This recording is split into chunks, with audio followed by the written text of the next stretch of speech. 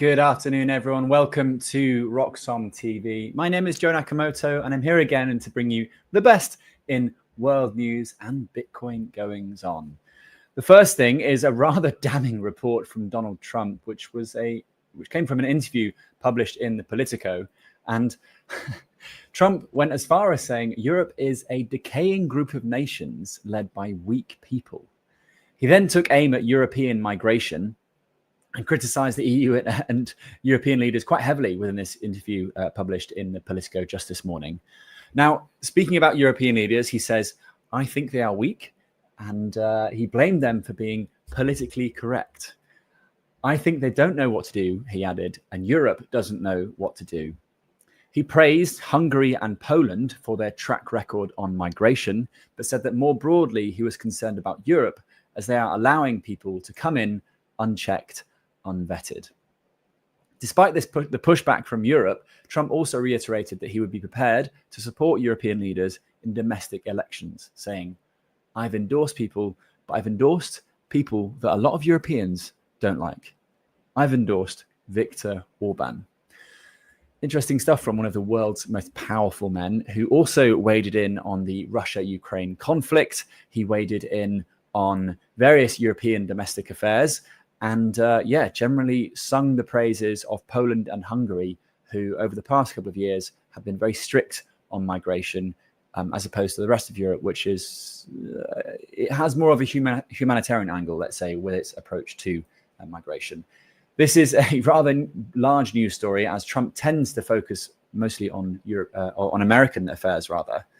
And it's an unraveling news story, as the Politico interview is live. It is 45 minutes long, and it was published this morning at 6 a.m. East, so literally 20 minutes ago. We'll have more on that story as we go throughout this day. In other news in the Bitcoin space, Bitcoin is hovering around $90,000 today after, let's be real, it was a wild year where it ripped above 126,000 in October before selling off hard. Analysts are pointing out that Bitcoin is trading more and more like a tech stock. Its correlation with the S&P 500 and the NASDAQ jumped for this year before subsequently falling as retail punters and big institutions pile into the same risk trades. That is AI stocks, Bitcoin, and the broader equity market. But when AI names wobble, Bitcoin tends to wobble with them. In the context of this story, I'd like to bring you up to speed with some of the goings on in Bitcoin MENA, or Bitcoin Middle East and North Africa. And I wanted to share a few news items from the conference over the past couple of days. If you're not familiar, it's a rather new outfit in the Bitcoin conference space, and it might be a way of showing just how strong and just how important the Middle East is to the future of Bitcoin adoption, and certainly to the future of nation states buying Bitcoin. The first clip I want to share is from the most bullish Bitcoin billionaire in history, who is, of course, Michael Saylor. And let's just play the clip. Oh, let's just double check that the sound is going, actually. I'm just going to do that one more time to make sure the sound is certainly included. Bear with me one moment while I do that. We'll try that one more time. Apologies. So we're going to go to Michael Saylor. We're showing the tab audio. Let's go again. So I've been meeting with, I've been obviously meeting with all the sovereign wealth funds.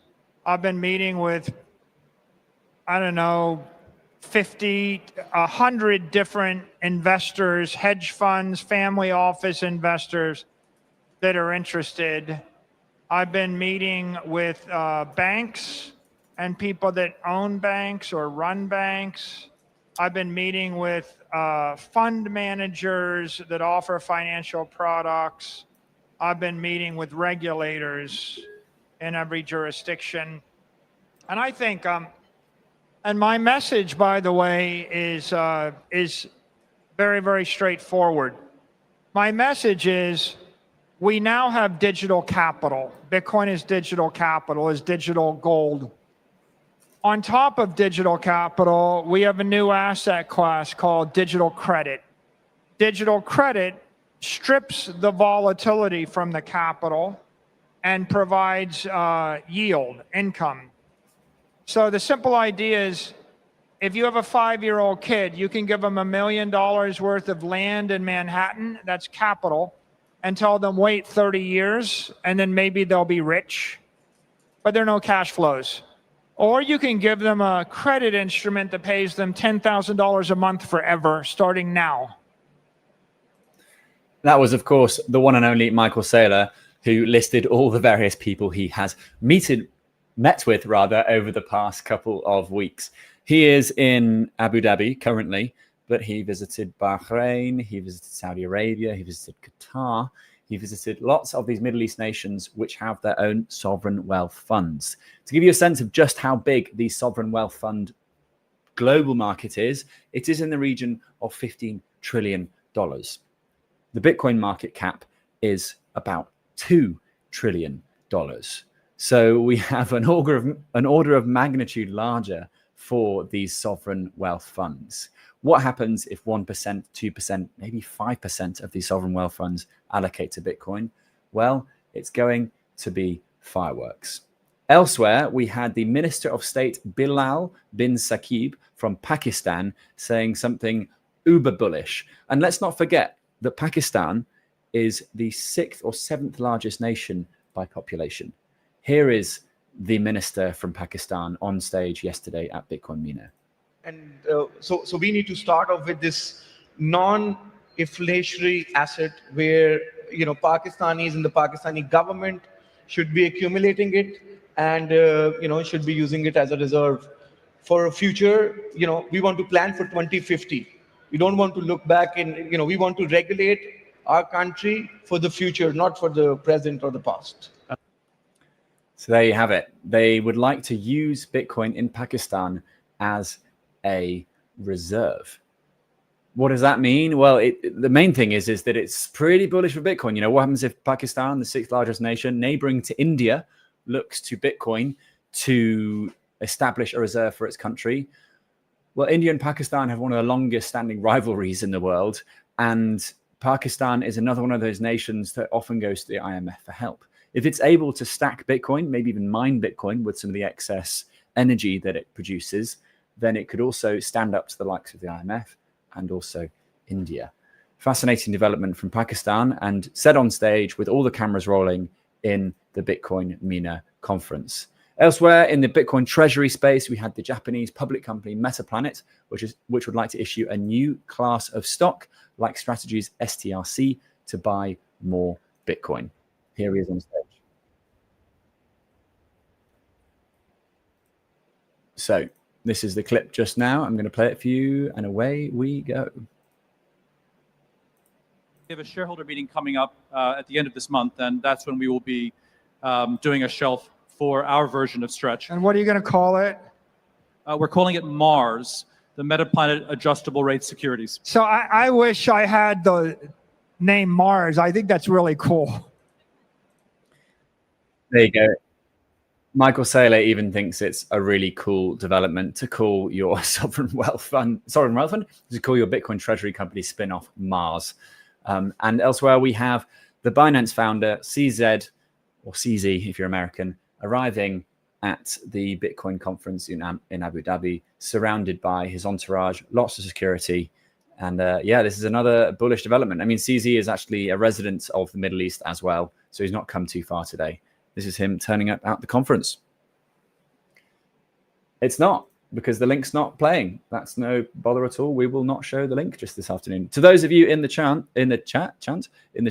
we have, when do you come into France? We need you. I'd love to come to France. Where in France are you, Ben? I'll come have a look. And hello to Hopper Blue Skies from Germany. Hallo, wie geht's? Ich heiße Joe. Is that right? I think that's right. Today, we are going to be interviewing someone in the Bitcoin mining space that I look up to greatly. He is a friend, he is a mentor figure, and he is someone who has built one of the coolest Bitcoin mining devices there are. It is a company called Heatbit, and they create these Bitcoin mining devices that you can plug in at home and you can connect to your internet and begin mining Bitcoin. Hello from Malmo, Sweden to Last Cash. Does anyone have a question for me while I prepare Alex, who has just messaged me saying that he's not feeling very well? I'm just going to reply back to him saying, come anyway, as it's not a high energy production. I'm the high energy. He is not. Okay, apparently my German was very good. That's good. That's good. I'm glad to hear it. Let's take a look at the price chart in the meantime, because we all like to get a sense of what's going on in the Bitcoin space, and we have more chop solidation. We are sitting above 90,000, but let's be honest, when the US market opens, it's probably going to dump once more. It has been a theme over the past couple of months now that when the US comes online, which is approximately 2 hours time, the Bitcoin price dumps. The mempool elsewhere is relatively busy today compared to how it's been over the past 6 months. You have a high priority transaction being as much as 3 sats per vbyte, and to get a no priority transaction, i.e. you send the transaction to the mempool and you just wait around seeing if it will confirm, it's 0.2 sats per vbyte. We might get into the 0.0 territory of sats per vbyte very soon. Absolutely insane to think that 18 months ago, we were at something like 100 sats per vbyte for no priority, and now it's a fraction of that. It's just absolutely crazy. Absolutely crazy. Brilliant. Alex has joined us, so I will do a really brief intro to what Heatbit is first. Heatbit, if you're not familiar, if you live in a cool country, then you should absolutely check out Heatbit, because this is a heater that also pays you back. In Bitcoin, the world's fastest growing asset. These were designed in New York. They're made in Korea. They are UL certified, which I have no idea what it means, but hopefully Alex will. And I've got one that's plugged in right behind me, and it's a way of heating my studio, heating my office in the cooler winter months. He's been working on these for the past, I want to say 5 years now, I think. And you might have seen various sort of Bitcoin at-home devices, whether it's a BitAxe or it could be a 21 Energy device. Today, we're going to get a sense of that world, as well as some comments on miner centralization, because that's another hot topic at the moment. And so I'm going to bring him to the stage just now. We're going to have a little chat. So, Alex Busarov, welcome. How are you today? Hey. I heard you're feeling a little bit under the weather. I'm so sorry to hear that. Things happen. It's okay. I'll be fine. Yeah. We've already had questions in the chat. One is from Ben, who's in France, who says, how many terahash is it for the Trio and the Maxi? Trio 10, Maxi 39 or so. It tends to vary with 39. Okay. So Trio 10, Maxi 39. But for those people who are thinking, I'm going to buy a Bitcoin heater, I'm going to get rich with it. To those people, I would say, don't. You are not going to get rich by buying you could, in theory. Depends. Oh yeah, okay, go on. Let me. Depends how you use it, right? You kind of expect to buy something for $1,000 and then surely get rich with it, because too many people would buy it, right? Okay. But there is a way you can do solo mining, right? It's not something enabled by us. It's something enabled by the Bitcoin network. You can do solo mining with your heater, and then you just use it as your heater, and then maybe one day you actually win the block, and then the block is over 3 Bitcoins right now. So that's a substantial amount of money. Mm-hmm. Yeah, it's slightly less than 300K at the time of recording right now, but most of this year it's been around the 300, sometimes 360K mark. So it's a decent chunk of money. But to the point about solo mining, how many devices in the Heatbit universe are solo mining? Are most people just pointing at a pool? Are you even able to see that kind of information? So we're able to see when it's the default configuration, when it points to the pool which is preset. And we're able to see if they do something else, right? But if they point it somewhere else, we don't know, right? That's completely up to the users where they point their devices. Could be solo pools, could be any kind of other pools. It's their devices. It's up to them where they send the hash rate. Okay. And I can tell you it's thousands. So I don't know how many BTAXs are there, for example, but tens of thousands, surely. Tens of thousands, probably. Yeah. But they tend to be in relatively small amount of terahashes. And then, we have a few thousand devices out there. that are 10 plus terahashes, right? 8 terahashes, 10 terahashes for the trio, and then 39 terahashes for the maxi. These, each device tends to bring quite a bit. I think together we'll get there. Okay. This is great though, right? Because I mean, I was looking at the mempool just yesterday, and there was an insane amount of hash coming out of China and an insane amount of blocks confirmed by Chinese or Chinese adjacent companies. Someone actually put out a tweet that I'm going to pop on the screen just now. He has doctored this tweet somewhat, but you can see here that he's put a holy F, and just beneath it, he's written for the blocks 927050 down to 927044. They were all mined by Ampool and friends. And friends meaning the other sort of Chinese adjacent Bitcoin mining companies. So Alex, I mean, you used to live in China, right? I think you're now no longer living in China. You're in Southeast Asia, maybe? Yeah. I used to live in China, and now I live in Southeast Asia. But currently, I am actually in China right now. Oh, great. Okay. It's one of our R&D centers this year. I see. Of course, R&D makes total sense in Shenzhen, because that is the place where all the cables, all the screens, all the tech of the world is sort of distributed from. Right? All the electronics, yeah. All the electronics. At least for now. Okay, so maybe you could comment on what you make of the surge in blocks overnight, and also just this general trend of more and more blocks being mined by, well, either you have American companies or you have Chinese companies, right? There is this level of mining centralization. Is this a risk? What does it mean for Bitcoin? Should we be concerned? What are you able to share with us, given that you have insights from living in the US? Well, we should definitely be concerned, and we should be concerned on multiple fronts, I think.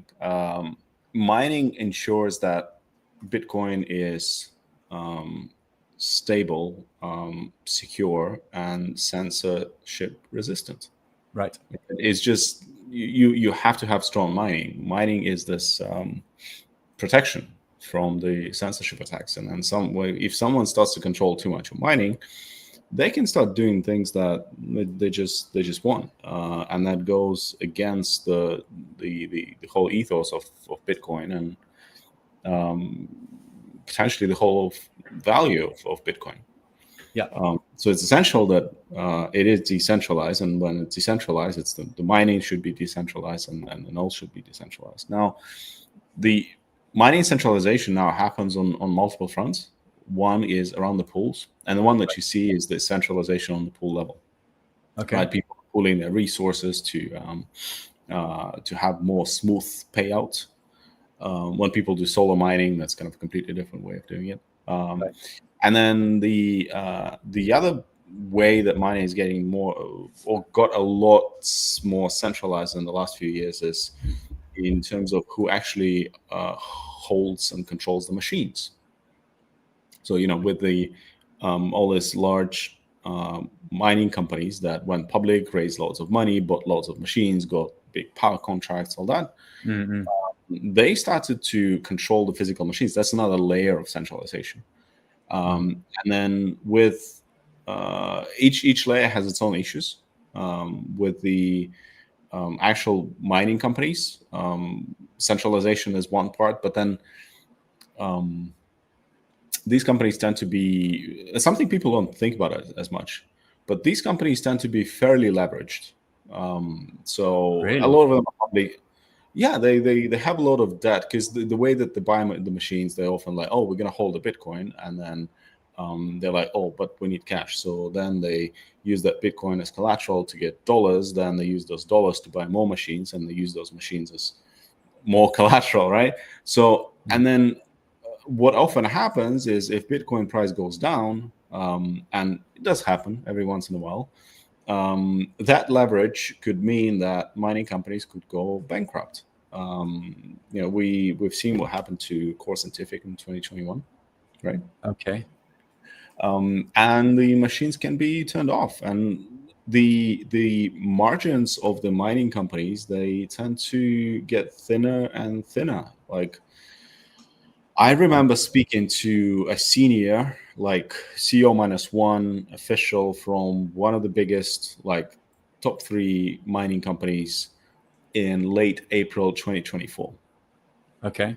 And what he told me was, Alex, like, you don't know this feeling when you kind of expect it that the halving will happen, because you kind of know, when it's going to happen. But when it does, your revenues are basically halved, and then what do you do about it? Oh, okay. One day. So there is this halving events that just ensure that economics for the mining companies gets more and more difficult. So at some point, the whole industry, like the part that controls the machines, will have to evolve into something else, because this halving is just not going to stop.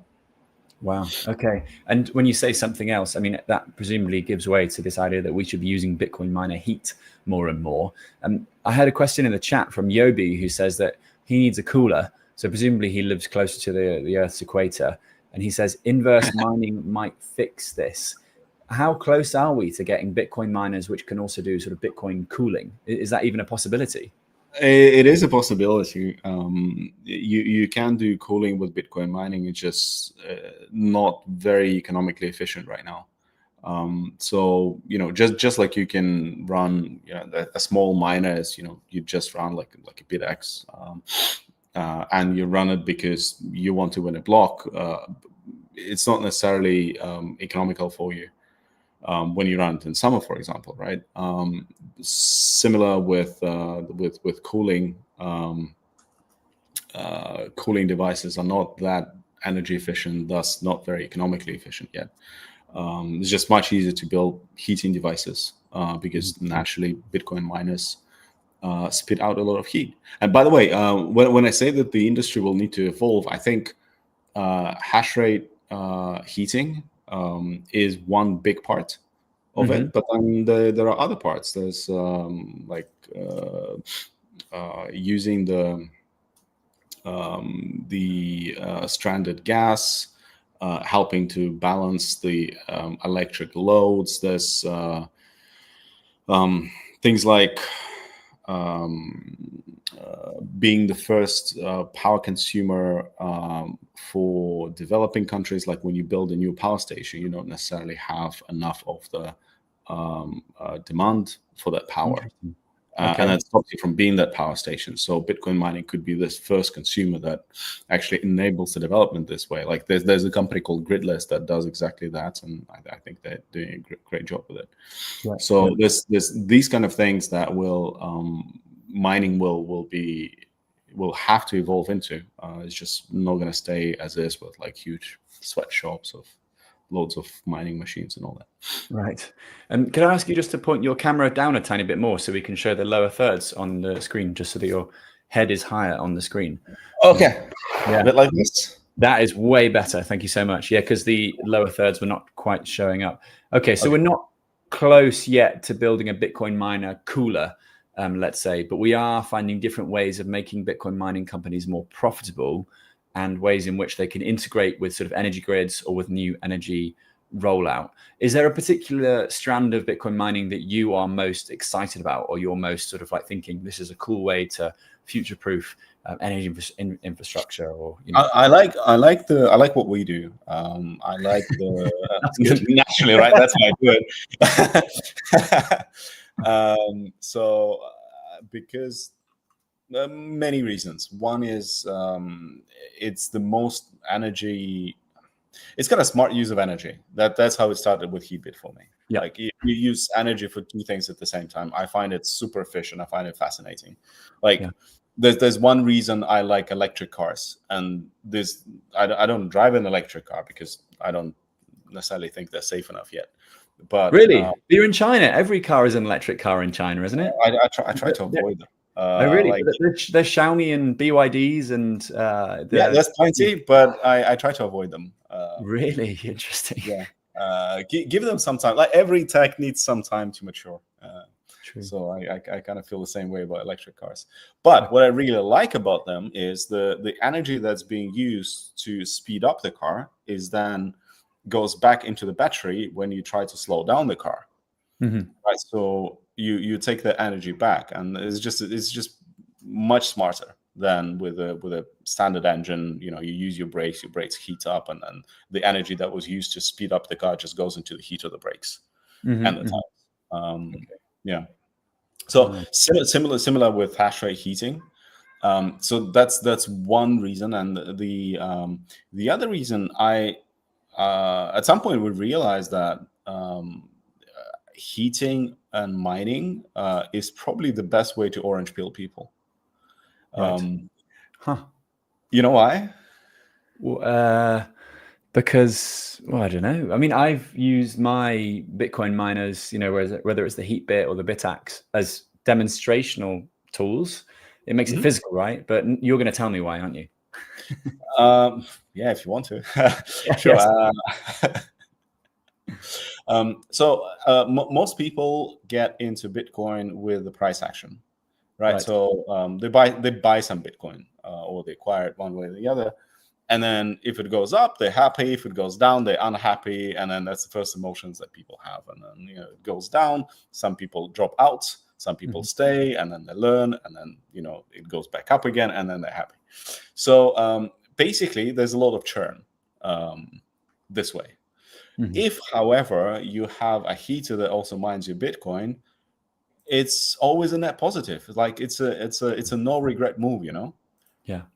because you get the same electric bill because you use the same electricity, you get the same amount of heat, and then you just get Bitcoin on top. So it's like, oh, so Bitcoin just makes my life net better. Like there's no downside to it, and that plus it kind of makes it a bit more decentralized and kind of the future of mining. It's kind of the future of money. Kind of. Yeah. Okay. What's the biggest thing that's sort of keeping you up at night when it comes to the Bitcoin mining space currently? It's I'm a little, people worry about centralization. I'm a little worried about potential Bitcoin price drops, which might lead to big drops in hash rate. Okay. Right. And You could look at all sorts of metrics. It's easy to it's fairly easy to find on the profitability of Bitcoin mining companies. So when Bitcoin dropped to like $85,000 per Bitcoin, a lot of the companies were loss making. So a lot of companies were close to stopping a lot of their machines. So, but what if it drops to 50? Bitcoin will survive, but then will it be more secure? No, it's probably going to be less secure with a lot less hash rate going in. interesting. So do a lot of miners, like, is hash rate and the amount of deployed hash rate, is that one of the key KPIs that they look at, or are they just looking at it? Or are they just keeping the hash rate number but looking at it in terms of like how much money we earn per hash rate? Like how does that sort of factor into the actual day-to-day business operations? Because presumably Heatbit is looking at the number of hash rate deployed by our devices, or do you just look at the devices sold? Like maybe you could talk me through that and explain to the mind that doesn't work in this space how that all works. Okay, so we're not a mining company, right? So we design and make the devices, and mining companies. Mining is, in a way, it's a manufacturing business. Okay. Right? You have resources that go in, which is the energy and the mining machines. And then you have the revenues from the Bitcoin mining, and it's not a particularly complicated business, and the barriers to entry are not that high. So the margins tend to be not that high for Bitcoin miners, because everyone could enter. So what that means is the margins tend to increase or decrease with just the Bitcoin price action. Bitcoin price goes up, the margins can get pretty fat for the time being. Bitcoin price goes down, margins get very, very tight. Bitcoin price goes very much down, the miners, like they're not going to be losing money on their mining, because the cost of electricity at some point gets higher than the revenues that they get from Bitcoin mining. They're just going to turn off their machines, right? Yeah. Okay. And how much hash rate does how much hash rate does Heatbit currently contribute to like the global Bitcoin network? And then let's zoom out like 5 years. How much hash rate would you want Heatbits to be sort of churning out then? Right now it's we count in thousands of terahashes, petahashes, right? And right now it's few tens of thousands petahashes. And how much do we want to be contributing? As it's not us contributing, by the way, right? It's our users contributing. They get the devices, they use them, and they contribute. And beautiful thing about our users is that they, whichever price of Bitcoin is up there, they never need to stop their devices. That's the beautiful part. Hey Joe, are you with us?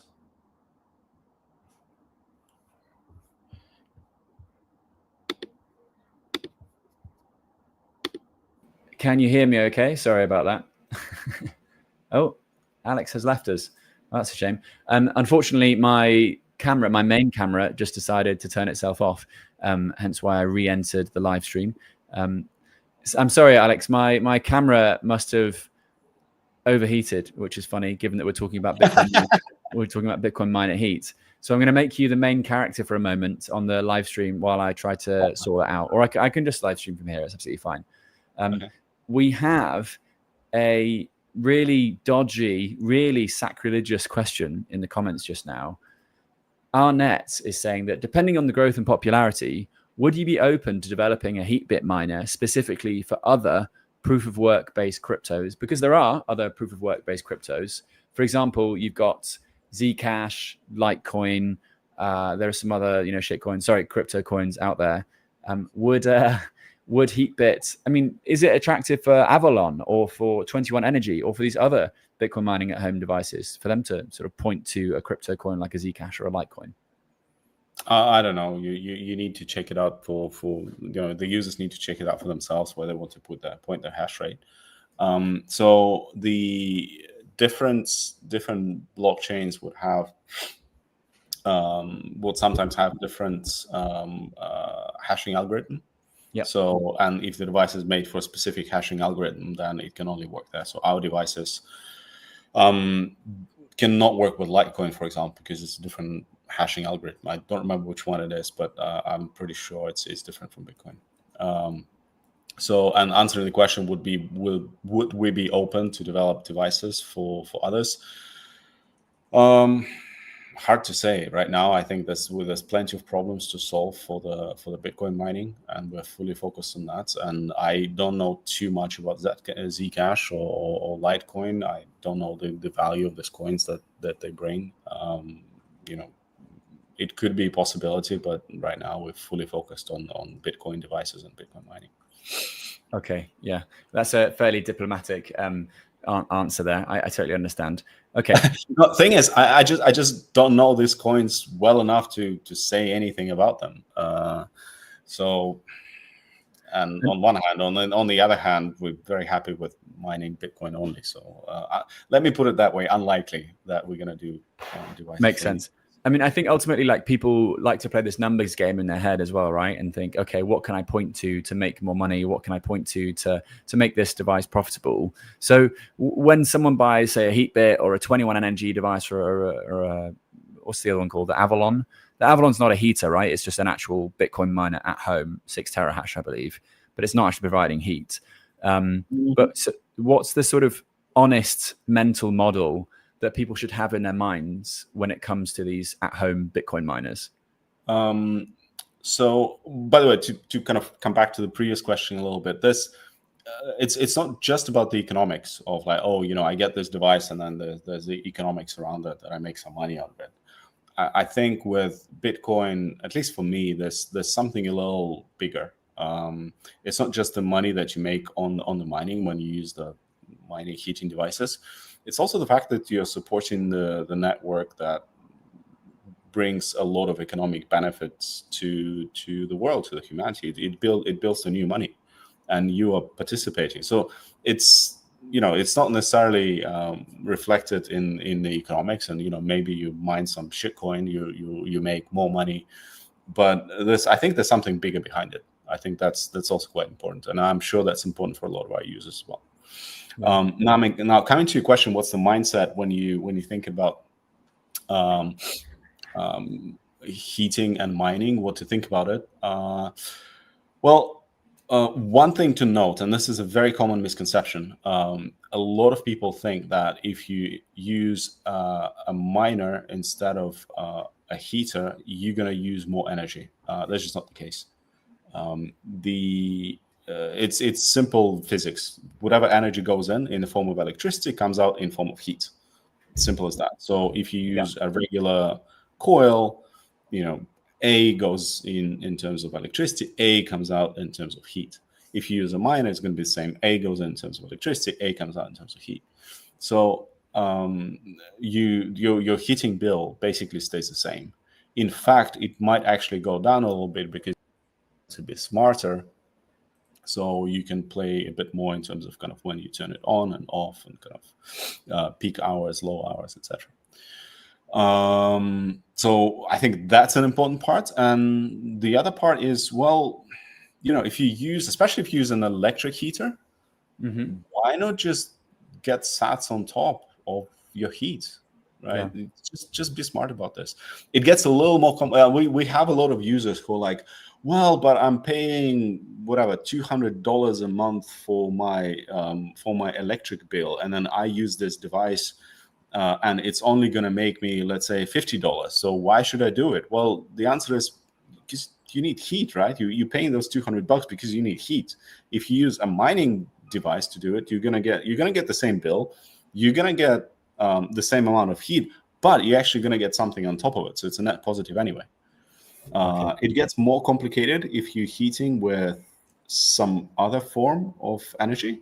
Let's say you're burning wood or you burn gas, and those are better for you in some way than electricity. Then it's a bit more complicated decision, right?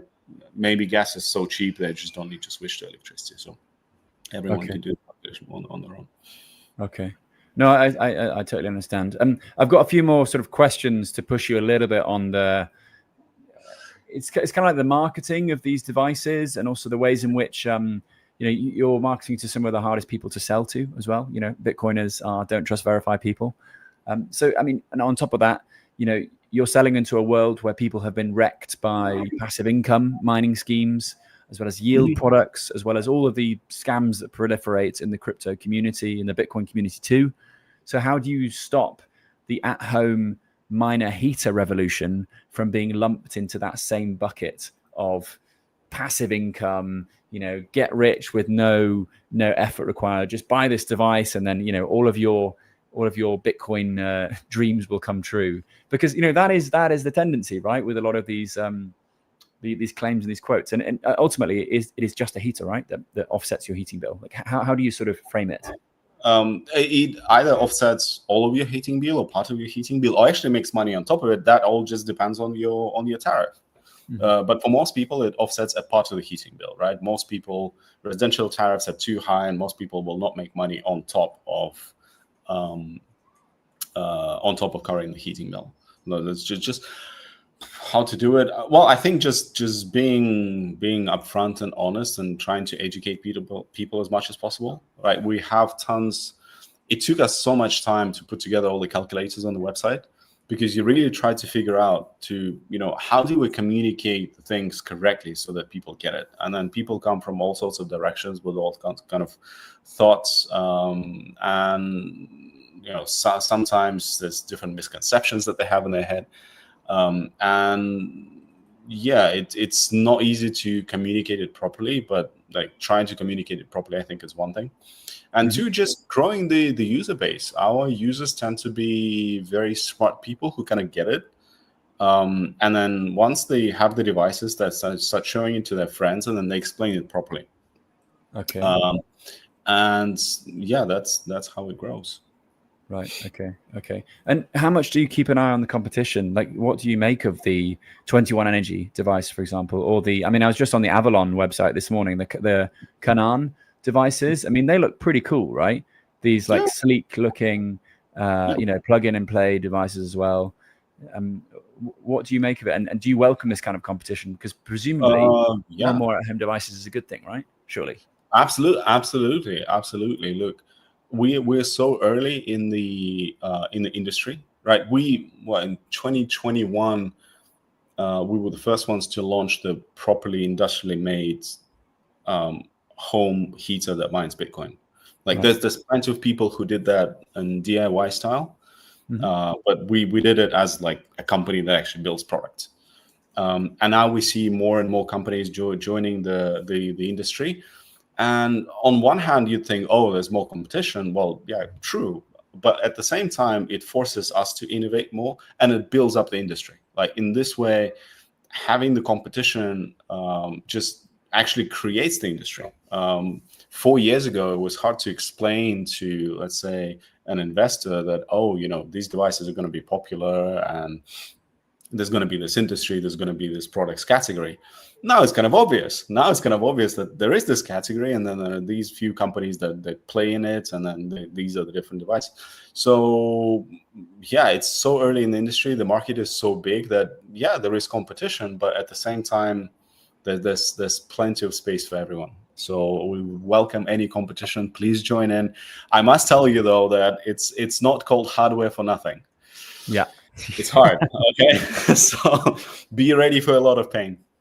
Nice. I mean, what if, say, tomorrow, Dyson, Samsung, or Bosch decided, you know what, we're going to build our at-home Bitcoin mining heater? I mean, I had a conversation recently with a friend who said, what if Bitcoin miners all around the world were just to decide to plant a tiny chip that does like, you know, 0.5 terahash or something, and they decide to put that in every mobile phone that's in production ever? Like, that would be an easy way of making their phones, all these always-on devices, mine Bitcoin as well, because that's presumably the future that we're heading into.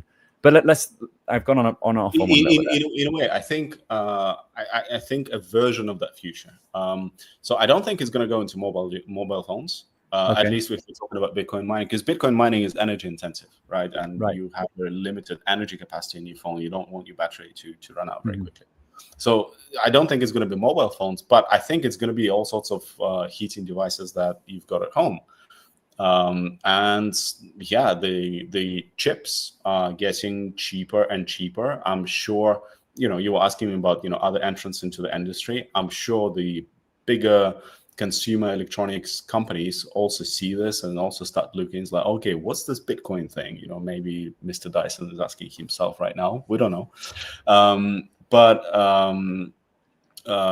Yeah, it just makes so much economic sense to start putting the mining devices in mining chips in all sorts of heating devices that, yeah, it will happen.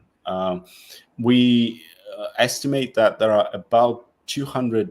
So let me just throw out some numbers to show the scale of this. We estimate that there are about 200 million electric heaters being sold every year.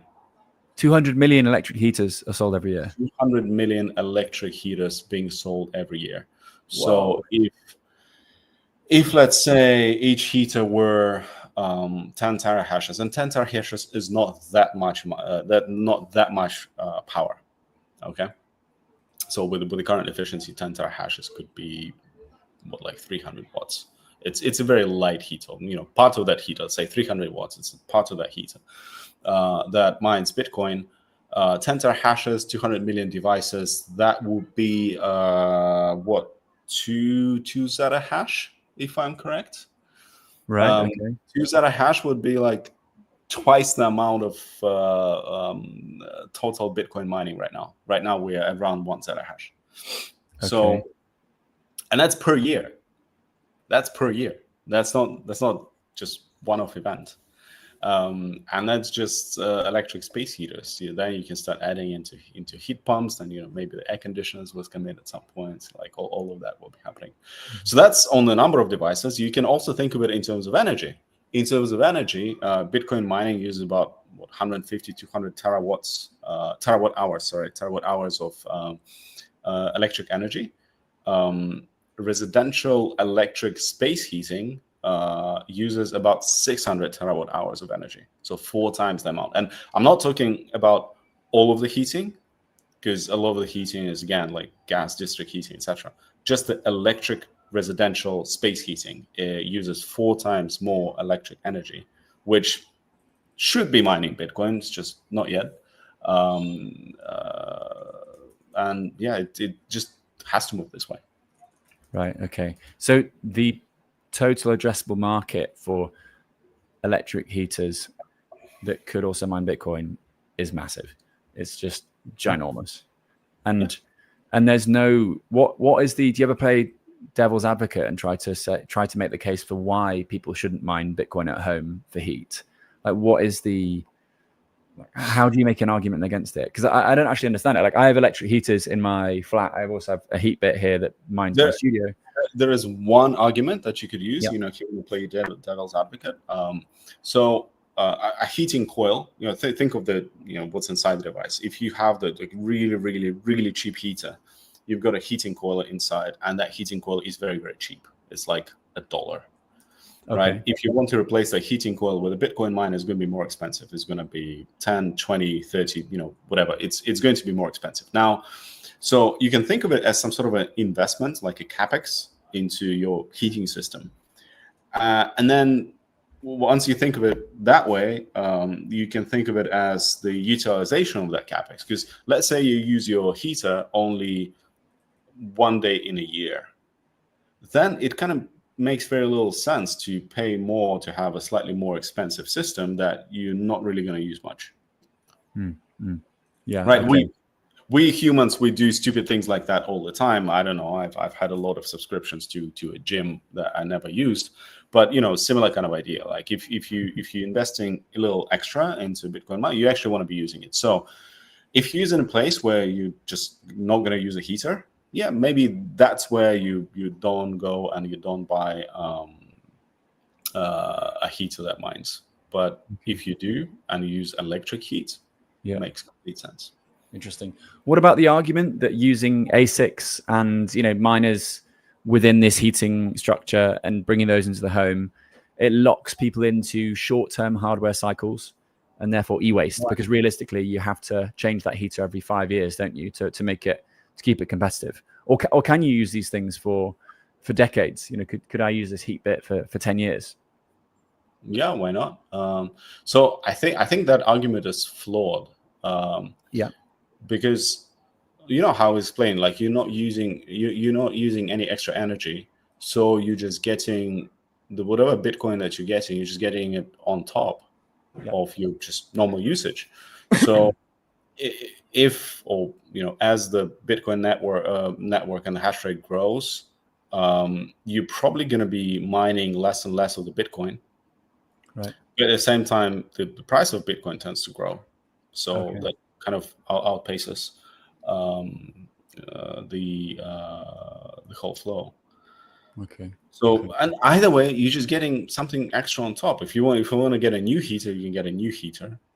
You know, does it lock you in? No, you can just keep using the same one. Okay.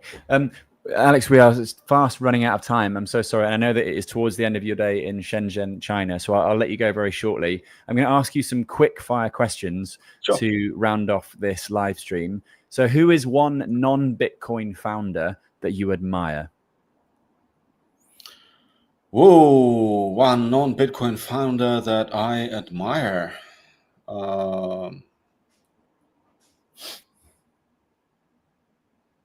Good question. I don't think of founders as much. I kind of like Nikola Tesla, but I wouldn't necessarily call him a founder. He's an inventor. Inventor, right? Yeah. Well, he did found electricity, right? Yeah. Well, actually, big part of our development was actually done in Belgrade, and you know, where Nikola Tesla was from. There's a very good museum. Kind of, yeah. Well, kind of, yeah. You're right. He was from northern Serbia, wasn't he? There's a great museum in Belgrade dedicated to his work, and it's a shame that a lot of people don't realize that that's what Tesla is named after. You know, it's I assume it is actually. Is it? At some point, we wanted to make a bit of a marketing stunt around. It's like, oh, Heatbit is made in the city of the real Tesla, you know? But we thought that could be a little confusing for the people, so you know, we didn't. Good. Okay. Next quick question: if you could airdrop a Heatbit into any single building on Earth, which building would you put it in? Any building in the world. I think the Oval Office would be nice. The Oval Office, yeah. So that's I guess expected, right? Yeah, I was going to ask why. I guess it's pretty obvious, but I guess it's just the marketing, the photo opportunities, the relevance, the importance of it. but because the president of the United States should be kept warm. Like that's why. Oh,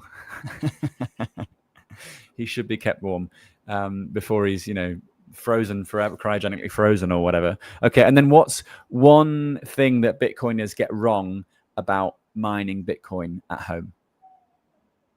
That Bitcoiners get wrong. Yeah. I think there's this. I think there's a lot of push to mine Bitcoin at home, and I think that's great. But if you want to be realistic about this, if you want to really grow the home mining, you need to realize that it has to make economic sense for people who mine at home. Right. Okay. If you just buy a miner and mine at home just for the sake of mining, it's probably going to be uneconomical for you. Because the cost of electricity, because if you're using it as a miner, so let's say you're using it in summer, etc., and maybe you don't need the heat, the cost of power that you're going to pay is most likely going to be higher than the rewards that you're going to get. And a lot of people would do it just because they want to support the network, and that's great. But this is the model that it's hard to grow this model. It's hard to make it huge. So the community of these people are never going to be representing a very big share of total hash rate. Right. Whereas when it starts to make economic sense, like the heat reuse application I'm talking about, this is where it can be a very big part of the hash rate. It just takes a bit of time. Like we and other companies, we need to build more devices, kind of fill in more of the niches, and make better and better devices so people like them, people use them. Okay, interesting. And then, is there anything I didn't ask you that you would have liked me to ask? Anything you'd like to get across to us on Roxom TV Live? Keep warm, people. Very good. Maybe I just to add, like, this is my pure personal observation. When you heat with mining, it feels a little warmer. It feels a little nicer. It feels nicer. Okay, that I can get on board with it. It does feel pretty good when you heat with mining. I agree. Okay, awesome. Thank you so much, Alex. Get well soon. Thank you for tuning in with us from Shenzhen. Feel free to leave at your own accord. I am going to quickly go through some generic Bitcoin news, notably that the CFTC. Cheers, Alex. All the best. Catch you soon. Thank you again for your time. Thank you for those of you in the comment section for tuning in and for sharing your questions and sharing your concerns as well about Bitcoin mining and the cost of it, whether or not it's actually worth it, and ultimately, can we get some Bitcoin miners that also do Bitcoin cooling? While I was live, there were some comments from the CFTC.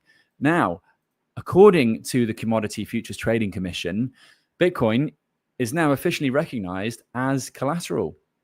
That's pretty good news, isn't it, for those of us that hold digital assets and that look to do more productive things with digital assets. I am going to be back with you guys in about 5 minutes' time. We're going to take a quick commercial break, and then we're going to be talking about KYC, or Know Your Customer requirements. We will also be We will also be discussing privacy, or the lack thereof, in the United Kingdom and the European Union currently. And we're going to be discussing it with none other than Grafton Clark, who is the head of growth at Vexel. Vexel, if you're unfamiliar, is a sort of trading app that's kind of similar to local Bitcoins. If you're OG, you might have used local Bitcoins at some point. And when I say trading, I mean it in the traditional or the classical sense of the word. We're not putting Bitcoins or coins or commodities on exchanges and taking out 20x leverage.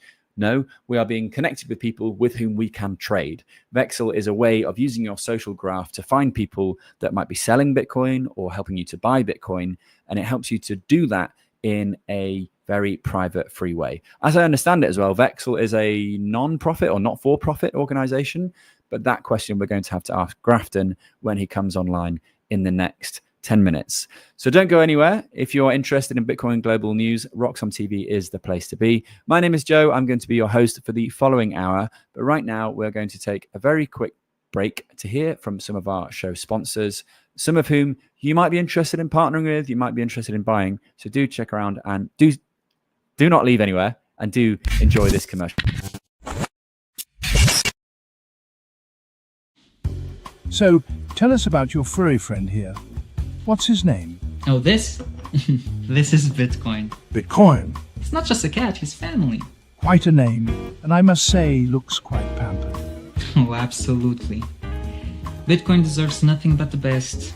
He's my little prince. But with such a valuable pet, aren't you afraid of losing him? Losing Bitcoin? No, it never happened before, so it's not something I worry about. Excuse me for a moment. Bitcoin, stay here, right?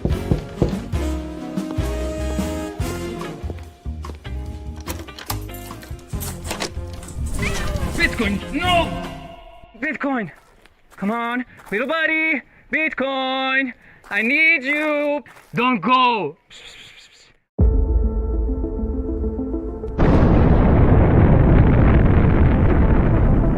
In a world far away.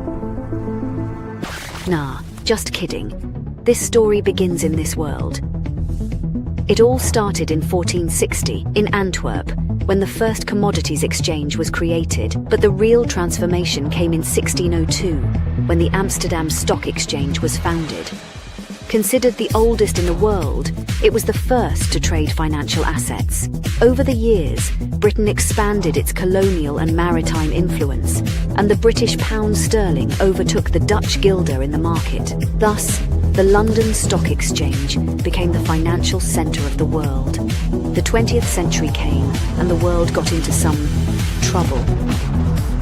But shortly after World War II, the Bretton Woods Agreement established the dollar as the world's primary reserve currency, and the centre of the planet moved to Wall Street. Today, we're travelling at the speed of light towards a new age, an era shaped by the consolidation of Bitcoin as the currency that will define the future of the markets. We present Roxum, a new Bitcoin-denominated market that allows trading all sorts of securities, commodities, derivatives, options, and anything you can imagine. Roxum, rock-solid markets. Security matters. Zappo Bank, the only way to bank your Bitcoin. Apply now at zappobank.com. Some call me Chicken Little, others Bubble Boy. I'm a bit changed, but sounds familiar, right? Let me tell you a hard truth. The S&P isn't rising, the dollar's falling. That's the trick. Monopoly money. It's ice melting by the second. Your savings, your salary, your time. Worth less every second. Everyone's using the wrong measuring stick. Switch the denominator. Price the S&P into Bitcoin. Hard, fixed, unprintable. Suddenly your unstoppable index, it's collapsing. And while you cling to dollars, well, Wall Street already switched. Before, you needed two brokers. Still getting my ninja bonus though, right? Fuck. Plenty of spreadsheets. And my quant! I hate this part. I was right, but I'll be right again. If I were you, I'd thank me. You know my name's Dave, right?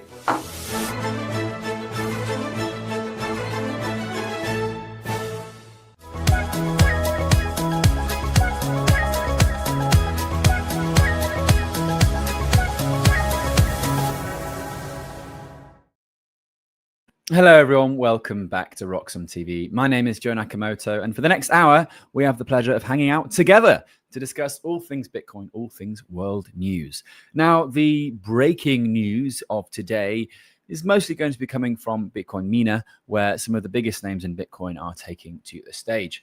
We just had CZ, or CZ, the CEO of Binance. Well, he's not the CEO of Binance anymore. That's a mistake. I apologize. He is one of the leading voices in Binance, let's say. Richard Teng is the CEO of Binance, as CZ had to step down recently.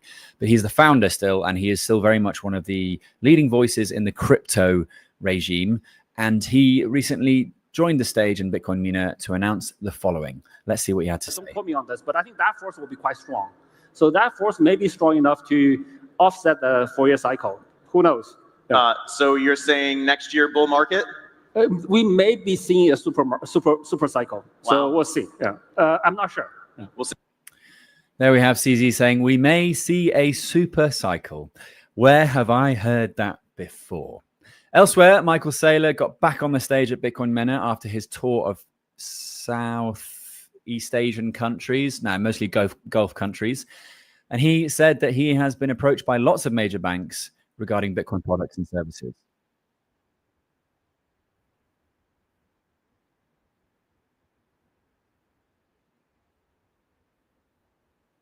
I have noted and been approached by BNY Mellon, by Wells Fargo, by Bank of America, by Charles Schwab, by JP Morgan, by Citi.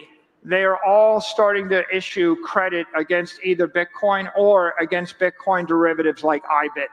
And so there's a sea change here. Wells Fargo and Citi have both publicly announced intent to. Hey, that's pretty interesting, isn't it? Saylor listing a bunch of banks that had previously were not interested in what he was saying, and now suddenly they're kind of inspired by this Bitcoin thing and the strategy that's playing out. Okay, we're going from Wall Street, big banks and institutions, to the real movement, to Bitcoin, the cypherpunk values, to privacy, and to moving Bitcoin around the world with no middleman. Where are we going? We're going to Vexel. Vexel, for those who are unfamiliar, is this kind of really cool, I want to call it like a trading app, but it's not. It's trading in the classical sense. It's trading in the way that we should all be trading. You know, I will give you this chicken, you will give me some of your time. That was a terrible example, but instead we're going to look at the website here. Now, the website describes Bitcoin. It describes itself as discrete Bitcoin. It gives users a simple, accessible, and safe way to trade Bitcoin as it was intended, peer-to-peer and without KYC. That is a much just better description than me spitballing on the fly about chickens and time.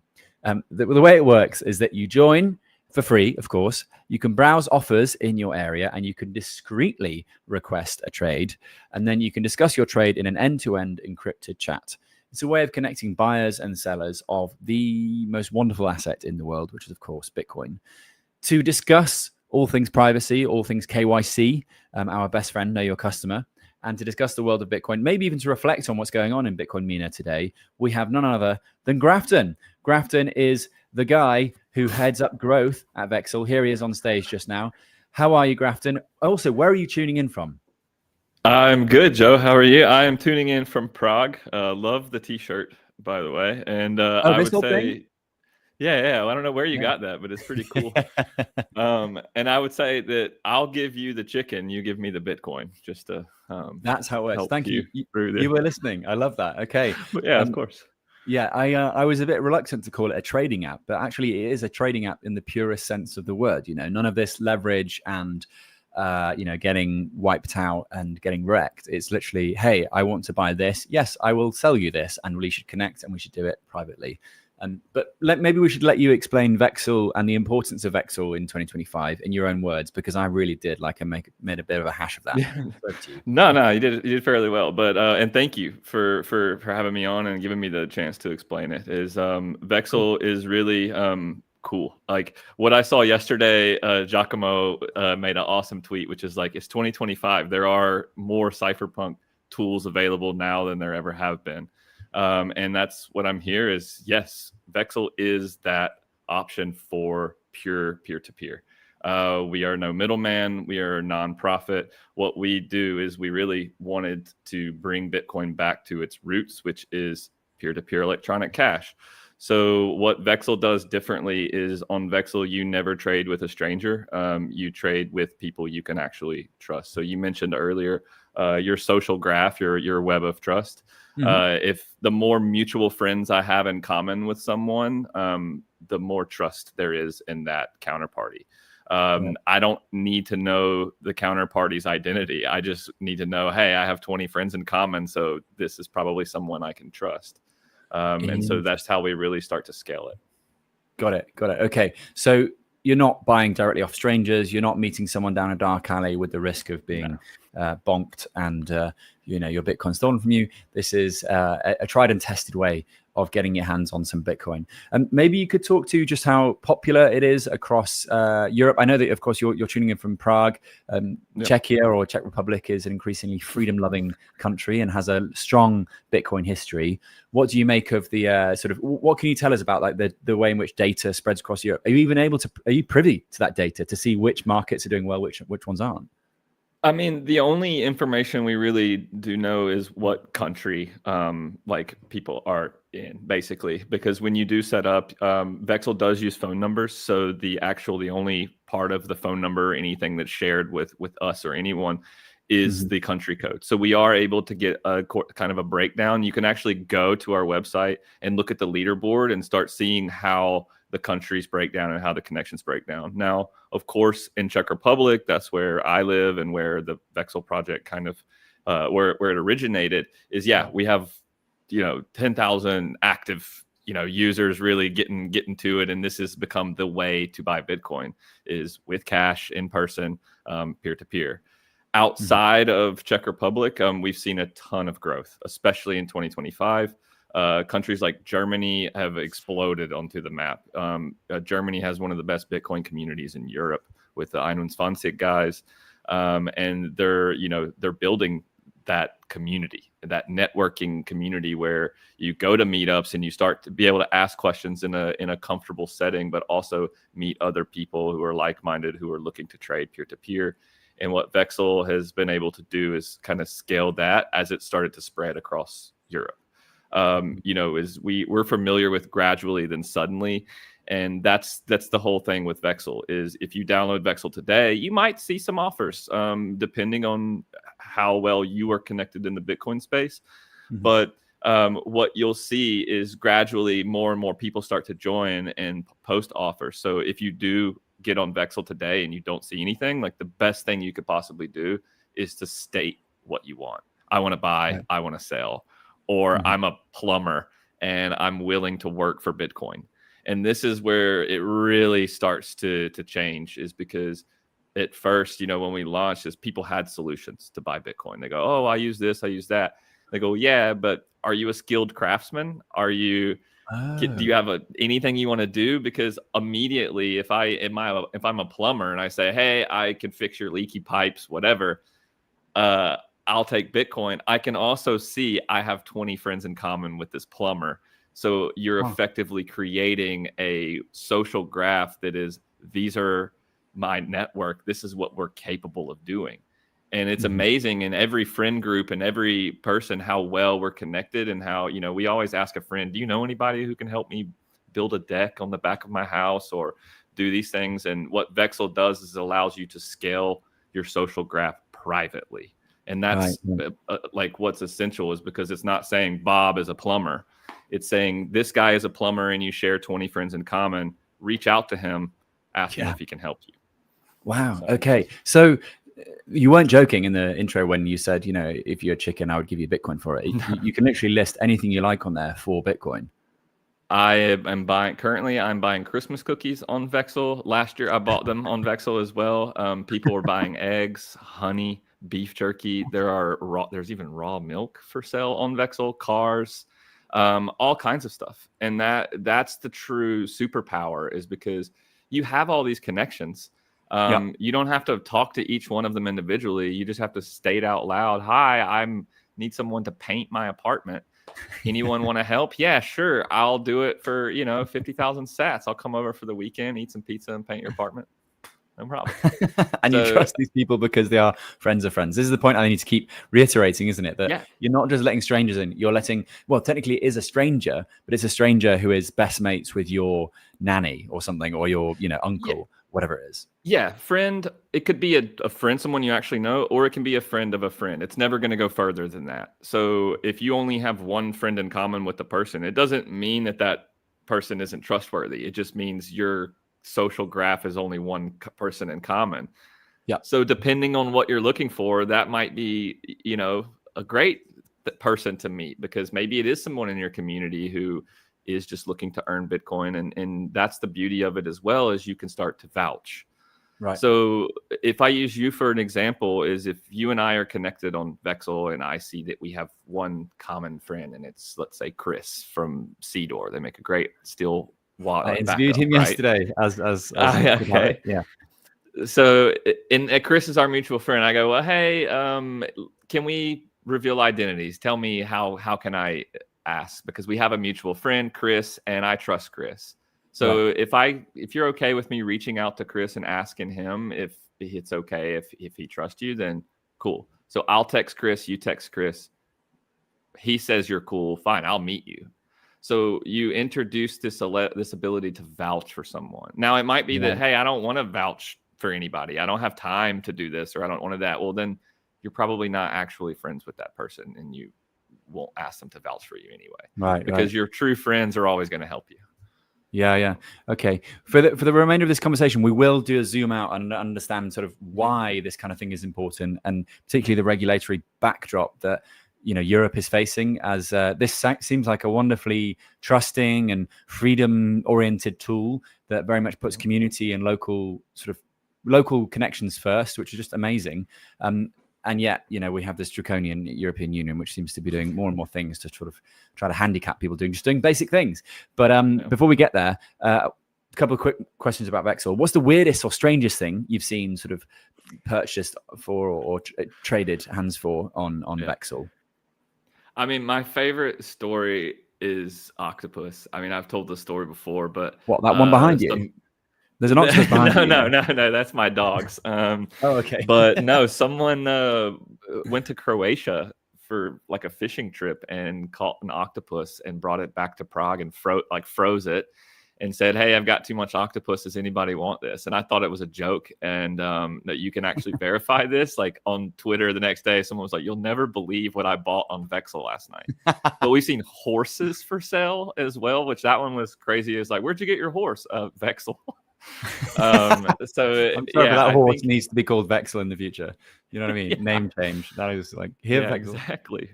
So yeah, that's probably my favorite is the octopus, I would say. That's amazing. And how did they get the octopus? Did they drive from Croatia to? I mean, it's pretty common. Yeah. And I guess they just put it on ice and froze. I don't know. The picture is hilarious. I'll send it to you after. Yeah, that's amazing. That's absolutely okay. Sick. And then the other thing is, how does Vexel make money? Like, I introduced you as like a not-for-profit. I wasn't sure if you are actually a private company or what's the story there. Yeah, we don't make money. We are funded purely through donations and grants. So currently we have grants from the Human Rights Foundation, OpenSats, and most recently we awarded a grant from Evergive, which is I know Evergive organization. Ishmael Denahian. I spoke to him. I might actually get him on a live stream soon. Great guy. I met him in Prague, and he's doing something great. So yeah, I really respect that guy. But yeah, we're funded purely through donations. So if our users say, hey, this is awesome, and they want to say thank you, please, go to donate.vexel.it. But we wouldn't be able to do this without grants and donations, and we will never monetize Vexel. It will always be free forever. So wow, okay. And presumably because you guys are kind of a spin-off from the Satoshi Labs, which is the sort of umbrella company that is part of Trezor, or owns Trezor and Tropic Square and a few other companies. So was it initially a Trezor investment that led to Vexel?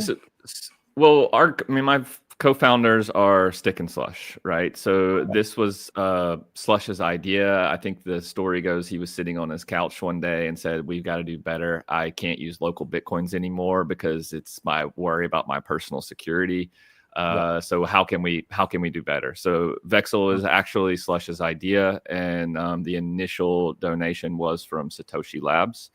But when I look at Satoshi Labs and what they do for Bitcoin, it's amazing to me. Every step of the way from the early days in Slush Pool of him mining to go into inventing the hardware wallet, to now Vexel to Tropic Square, everything is trying to push open source and push Bitcoin accessibility for everyone forward. So I'm thankful that they started this project, because the first day I heard about it, I was like, that's what I want to do. So I love my job and I love working on this.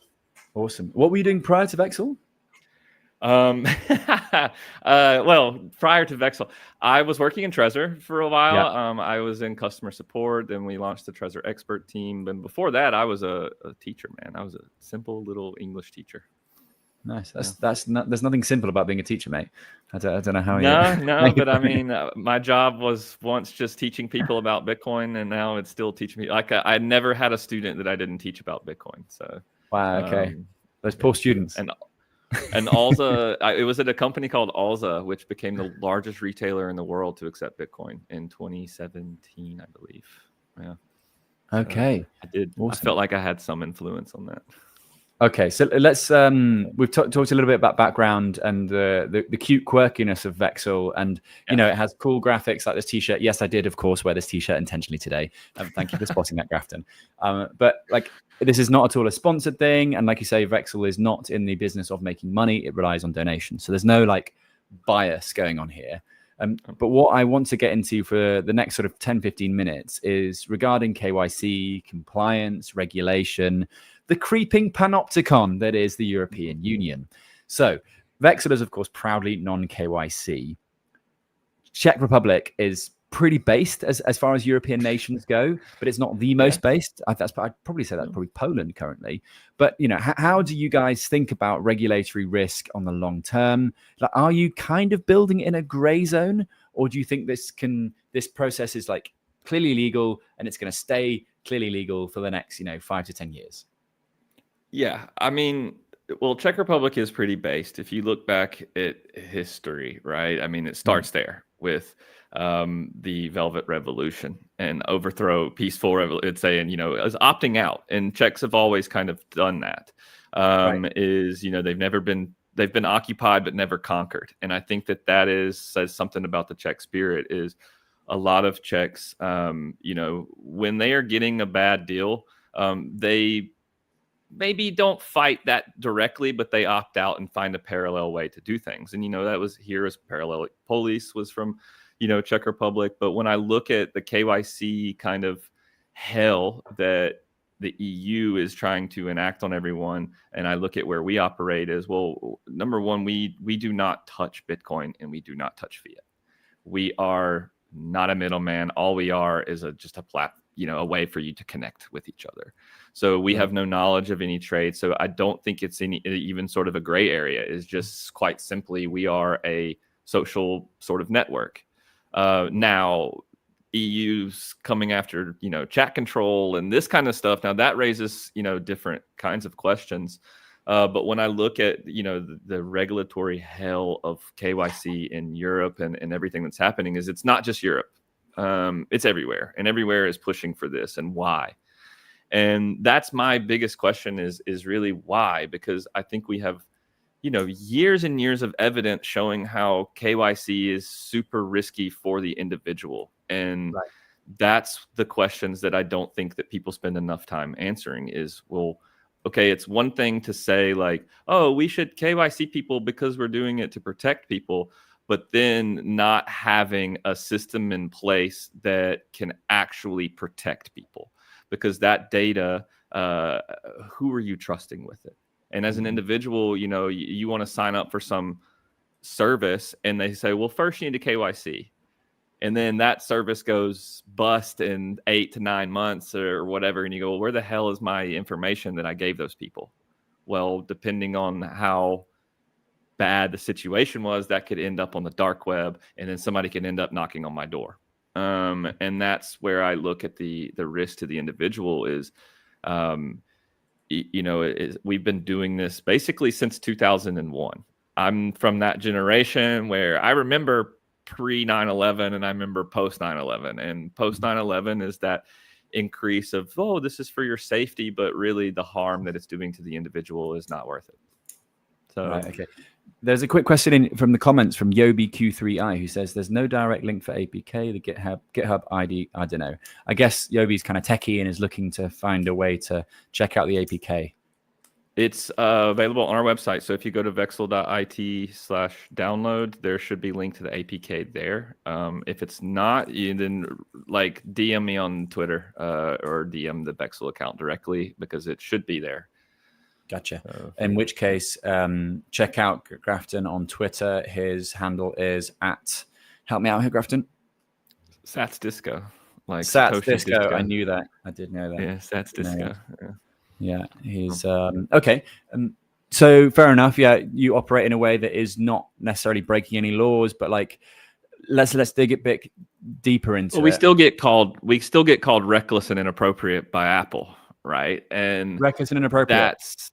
Yeah, reckless and inappropriate, because it's totally reckless to meet your friends to trade things with them. Right. But don't dare worry you if you're buy going some into the chicken woods. from a Yeah, if you friend. go on a Tinder date or the woods. And I saw something really interesting. I even posted it this week. Was like the Round Rock Police Department in Texas said, hey, if you're doing an online trade or meeting somebody, come to our parking lot and do it in our parking lot. And that was such a I tweeted the video just a couple of days ago. I said, I remember our first date when we met in the Round Rock Police Department parking lot, because like they're basically saying, oh, did you buy something on Facebook Marketplace and you want a safe place to trade? Go to the police department's parking lot to do it. Right, and I'm going like, that's it's a little bit too far for me, I think. Well, it's kind of cool, but then you forget that Texas, there's probably a lot of cameras on there. It's a way of surveilling it, isn't it? Like I foolishly fell for the naive thing of, oh, that's for your safety. But no, it's not for your safety. It's because we want to know what's going on, don't we? We want to see you trading in that car park.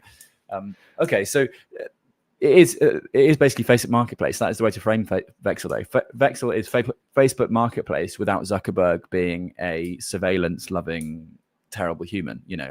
And without trading with total strangers, because Facebook Marketplace is still rampant. Can you see friends of friends on Facebook Marketplace? Or I have not used it for years. In a way, right? But I mean, Facebook Marketplace is rife with scammers. I mean, like looking at apartments in Prague, right? As you see something, they're like, "Well, send the deposit first." Like these marketplaces, like Craigslist, Facebook Marketplaces. This is the fundamental issue. Is in the beginning, they're all great because they go, "Oh, we're somebody trying out. This is innovative, and I can use this." But as you start to lose the ability to trust the people on the marketplace, well, there you go. You run into problems. And Vexel scales that by enacting friends and friends of friends only.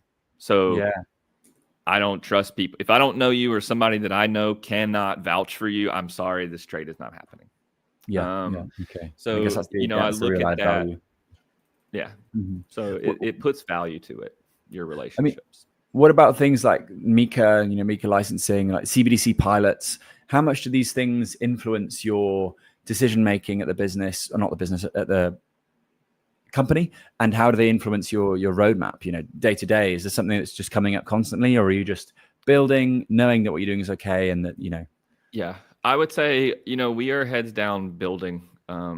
Trying to keep innovating on this path is because not touching Bitcoin, not having wallets built into the app, and that's confusing for a lot of people. Is they go, well, how do I deposit Bitcoin? And I go, you don't. And where do I type my seed phrase?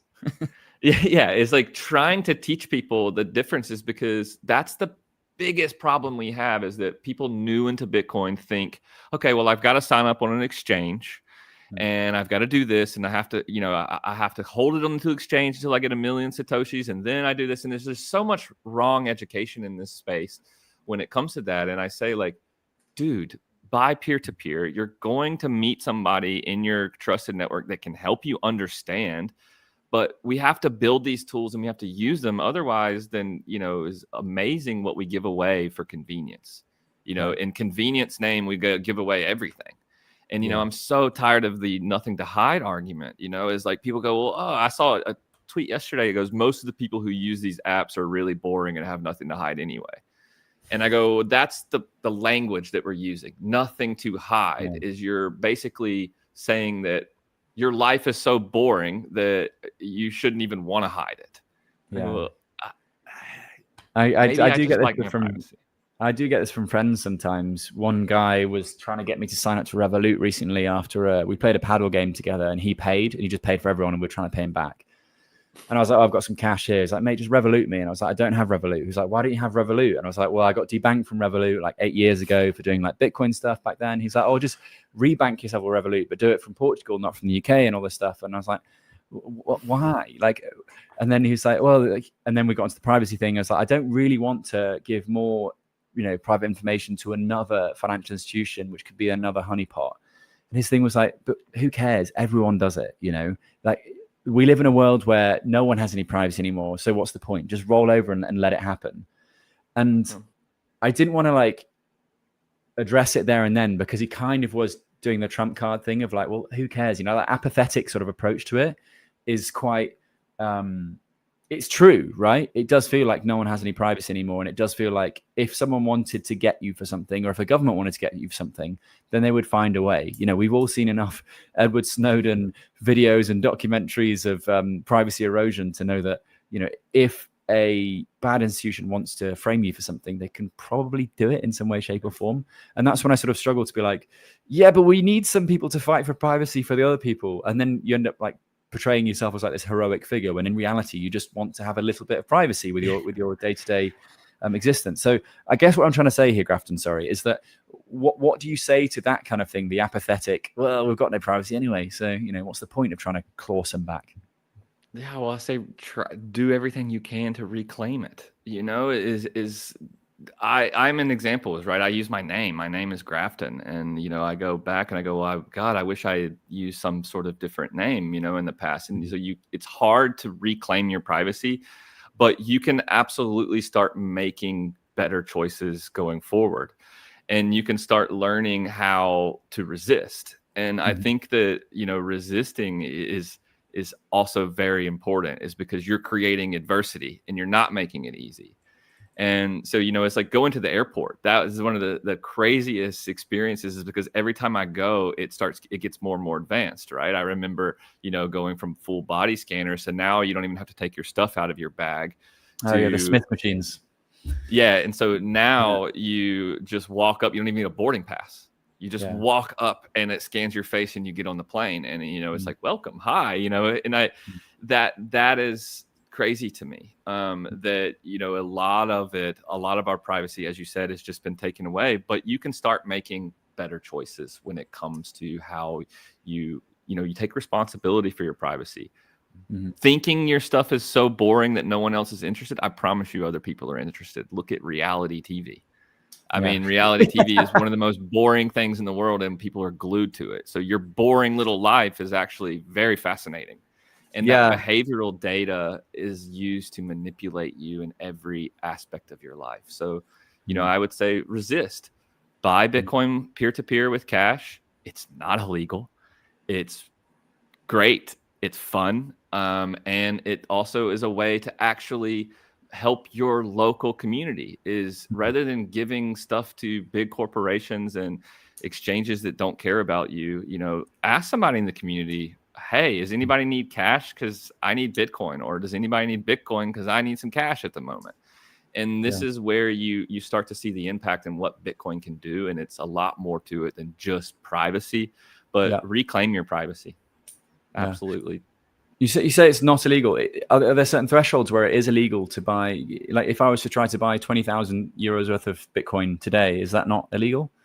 If I'm in Portugal, say, or France, I'm not exactly sure what the transaction limits are for Portugal or whatever, but each country has a daily transaction limit, right? Which is also fascinating to me that it's 10,000 euros in most places, which think about how much money that was when they chose that rule, right? They haven't updated that. Inflation, but it bought a 5-bedroom house in, you know, the city center. Now it buys you zilch, you know, absolutely nothing. So I think, you know, we've gotten to a point where, you know, is they want to know every single sat you spend, every single cent you spend, and you know, that information is super valuable.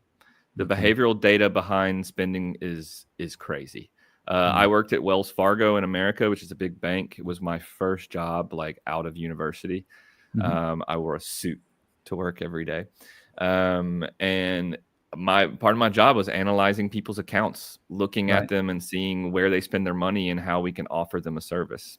So if you don't think that's what Revolut's doing, or American Express, or any of these companies, why they reward you in points for using it, is because they're using that information. Those points are worthless. You know, so yeah, it's terrifying, right? And then you think about the Amazon effect, and you know, the behavioral purchases on that and that kind of stuff. Slightly off topic. Some Badger Seed is saying in the comments, he's saying, "What is your t-shirt brand, Joe? What is my t-shirt brand, Grafton?" That is a Vexel t-shirt. If you would like to get one of those, you should reach out. They're hard to come by now. You have to find me in an event or go to a community meetup or something, or you can actually probably, if you really want one, reach out. I'll help you get one. Nice. Yeah, There you go. they are Vexel shirts. Yeah. What is the design behind this? There must be a theme here, no? Yeah, I mean, what I see is just a bunch of anonymous people on your shirt trading happily in a circular economy there. But no, our brand identity was created in-house. Yeah. And I love it. I didn't have a hand in creating it, but yeah, one of my colleagues did it.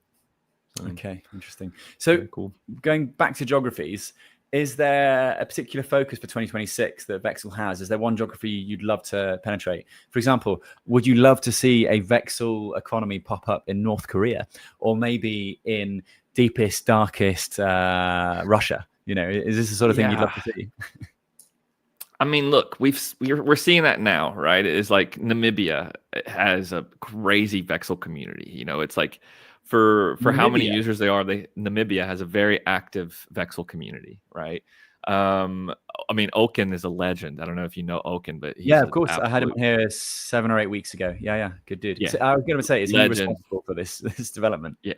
Yeah, that guy. I mean, he's like you know, the African Chris. I've never met somebody who's more involved in more things and knows more about stuff. Like Oken's an absolute legend. But where I would really like to continue to see growth is Germany, because the Germans, they've got a great community. They've got all of the understanding in that community of why we need something like Vexel and why we need these tools. And so I would really like to see them continue to grow and use. And now we have Vexel clubs, so it can help jumpstart really small communities. But you know, South America is someplace where we haven't put any attention, and we've seen, you know, growth in Paraguay. You know, that's, I'd say, our biggest place in South America is Paraguay. There's several hundred users in Paraguay. So yeah. Okay, so it is typically where there is a strong concentration of Bitcoiners. Yeah, I mean, you're not, you know, if you're in rural Mississippi, like where I'm from, you know, Vexel's not available even, you know, but like if you're from small town, you're going to struggle because it's like, you know, Wyoming has like what, 200,000 people in it. So it can be hard if you're in a small area, but we're getting there, I would say. And I was in Amsterdam a few weeks ago for the conference, and I was on stage and I said, download Vexel.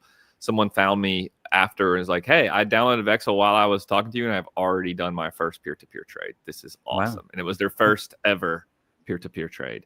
Fantastic. So, I mean, that's what I would say to a lot of people is, I'm sure you're curious, right? So do you have people that you can trade peer-to-peer with? Well, go get Vexel, check your reach. It's on the settings page. You can see how many people you're connected with.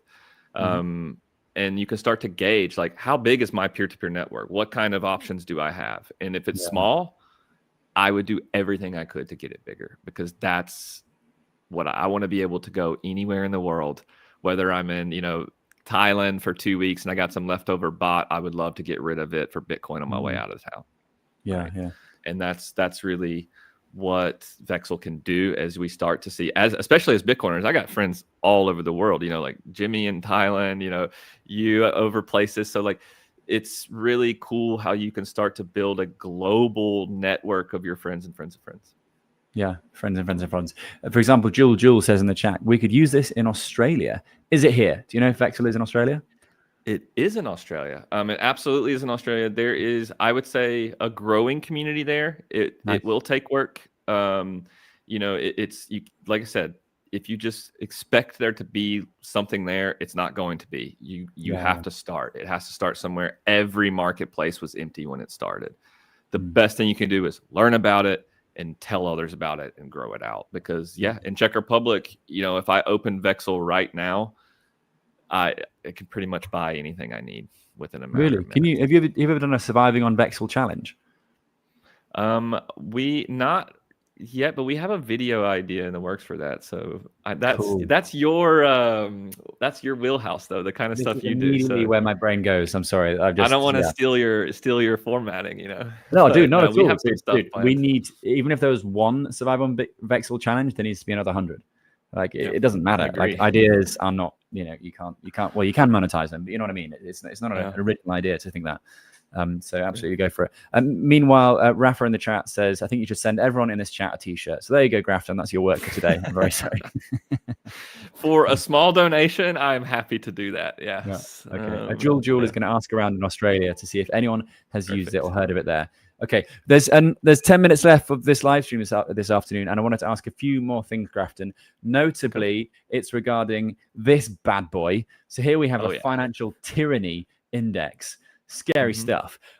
We have a list of countries, their CBDC status, their crypto legal status, the cash transaction limit, the money supply growth, the social security rate, and the personal income tax as a percentage of total income tax. And from that, Vexel has put together this score, this FTI score, which is the financial tyranny index. Talk us through this, Grafton. What inspired this?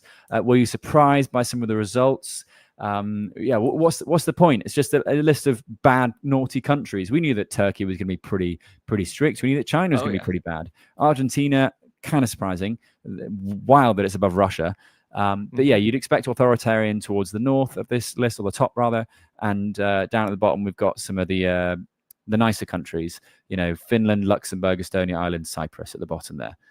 What's the story? Well, I mean, when we launched the Vexel Foundation, which is different from the Vexel app, right? The foundation is how we help not only support Vexel but other apps like us and help to fund Bitcoin education. So recently, like we're looking into supporting like Bitqua, which is a project in Africa and these things. So the Vexel Foundation, we aim to help educate what's going on, especially surrounding financial tyranny.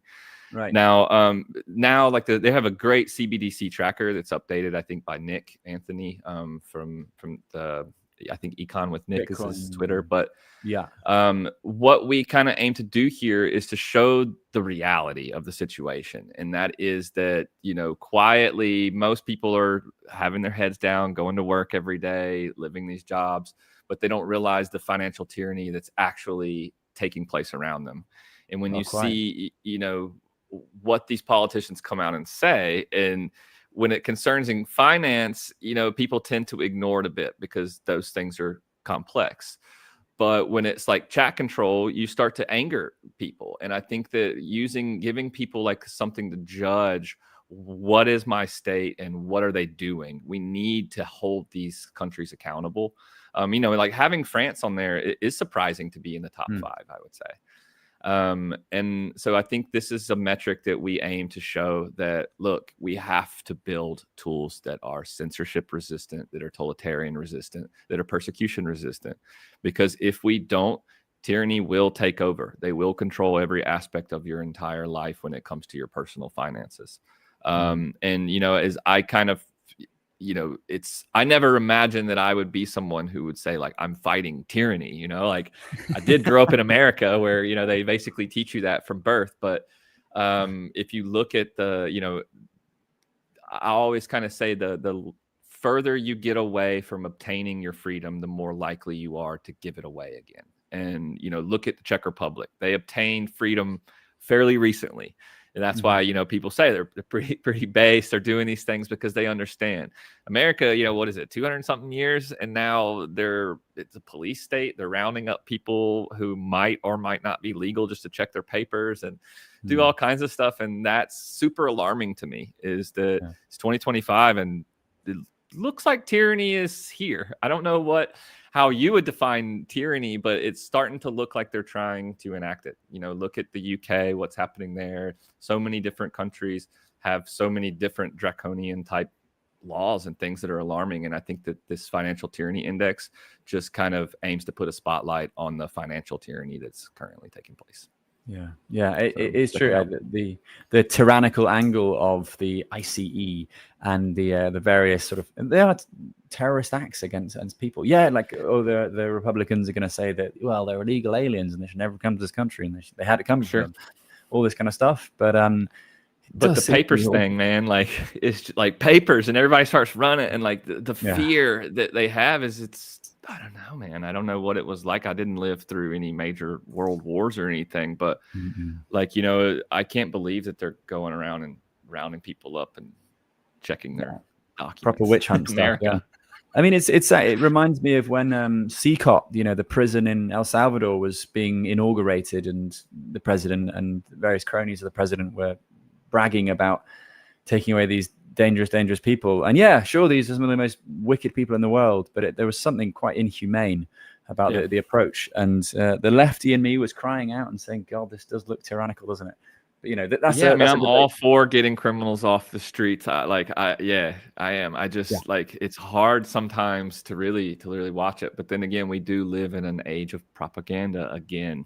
If we rebound, like now is, I mean, I'm sure there were loudspeakers on the streets back in the day. Well, there's a giant loudspeaker in your pocket, and every time you open in Twitter, every time you open this stuff, you're being fed propaganda. You're being fed information, and they're trying to get you angry.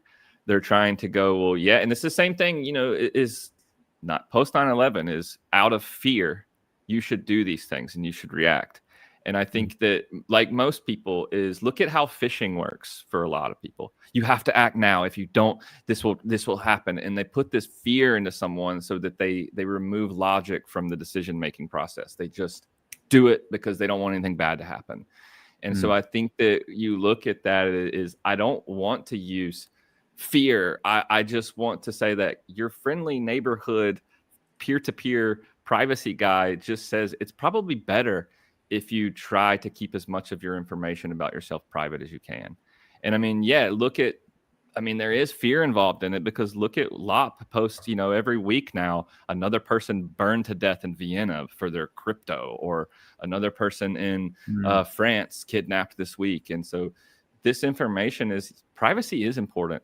And I think that we have to start to realize that you have options, you have tools, start using them. It's 2025. Don't just give away your privacy because, And that was, it's like the end of the year, right? So everybody's showing like, this is my Spotify Wrapped. Here's all the information that Spotify knows about me. Here's every time I went through a breakup this year. Here's all of this, and everyone's flaunting it. This is what these corporations know about me. Do you know how important that behavioral data is, and how it can be used to manipulate you? And the same thing is with your finances. Is Revolut, I'm sure if you're a Revolut user, you will get one of those Revolut Wrapped in a couple days to show everything you spent your money on and go, God, I really should not order takeaway so much. Jesus. So, what was with those 2 a.m. visits to cash machines in random places? even those cash machines is, it was 3 o'clock in the morning. You withdrew money out of this ATM. I bet you were, as my grandfather said, you're out past midnight. You're up to no good. Oh, Well, no, I always put on my bank transfers now. If I have to do a bank transfer, there's an option to say the police told me to do it, and I've been selecting it for the past 6 months just to see what happens. And if they ask, police told me. You've probably seen that video going around of the guy going to the bank, and he's like, "Can I get $50,000?" And they're like, "For what?" And he's like, "I want to give my friend a gift." Yeah. And they were what I thought was, so that originated on the Bitcoin subreddit, and what I thought was fascinating was the Bitcoin subreddit comments and replies to that original video, as everyone was saying like, well, duh, dude, you can't get your own money out of the bank because you got to tell them in advance. Like, it's pretty clear that if you want to get out more than 10,000, you got to let them know. And I was like, wow, you guys are simping for banks and simping for banking regulations, and being like, oh, those poor banks, they have to deal with the fact that you can't take out more than $10,000 at a time. It's well, it's one thing to say, okay, we need a couple days to get it. It's another thing to go, why do you want that much money? And that's the point that they're making in the video. It's like, why? And it's like, what do you mean why? It's my money. I should be able, maybe I just want to look at it. So I think that's crazy. Badger Seas is asking, where do we find more information about Vexel? A quick Google. What's your website? I think it's just vexel.it, Yeah. How do you get Vexel? You Vexel, or how do you get Bitcoin? You Vexel it. VEXL.it. Vexel is a verb. It comes out of the days of communism in Czech Republic. There were the guys on the streets. They were known as Vexlocks, and they would sell you vouchers that were given by the government to high-ranking members of the Communist Party to go into the store and buy a pair of Levi's jeans or a stereo. And so they provided a service to the plebs, basically, is they would exchange the local shitcoin for the government-approved shitcoin that would allow them to spend their money. Yeah. So they provided freedom during communism. So Vexel is what came out of that. So that's kind of our namesake, is a little bit. Nice. Yeah. Okay. Not that anyone's doing anything illegal or against the regime with their Bitcoin purchases. It's just, your friendly neighborhood Bitcoin purchase. That's all it is. It's just freedom to transact, because without it, what other rights do you have if you don't have the freedom to transact? So awesome. Grafton, we're going to have to leave it there as we are changing over to Nolan, who will be hosting the next hour on Roxham TV. One more comment to read out was that Francisco says, "This man is quite handsome." So I hope that makes your day. And then separately, which one is he talking about, me or you? I think it's you, mate. Let's be clear. Nice. Rafa says that as a kid, he lived in communist Poland. I'm sure that shaped your worldview, and I'd be interested to have a beer with you and talk to you about that at some point, Rafa. And then Badger also brought up the 9% strike investment questionnaire. I'm not sure specifically what he's talking about there, so I'll remove the comment. Yeah, awesome. Okay, Vexel.it if you are looking to expand your network, if you're looking to buy some octopus for Bitcoin, and if you're looking just to try out one of the awesome cypherpunk and freedom tools that is available in 2025. Also, DM Grafton if you want one of these t-shirts. I'm sure he might oblige. No promises though. Grafton, final words before I close this live stream. Hey, thank you, Joe, for having me. I'm looking forward to seeing you. Everybody peer-to-peer, the way it's supposed to be, man. No KYC, and start today. No better time to do it. Super duper. Thanks so much, Grafton. We'll definitely have you on in the new year, as I had lots of questions in the chat, which is always good to see. And clearly people were learning stuff, which is also what this live stream is about. Thanks so much, everyone. This has been Roxham TV. My name is Joe Nakamoto. I will catch you here on Monday morning or midday GMT time. It's been so good to hang out once more. Do what you love and save in Bitcoin.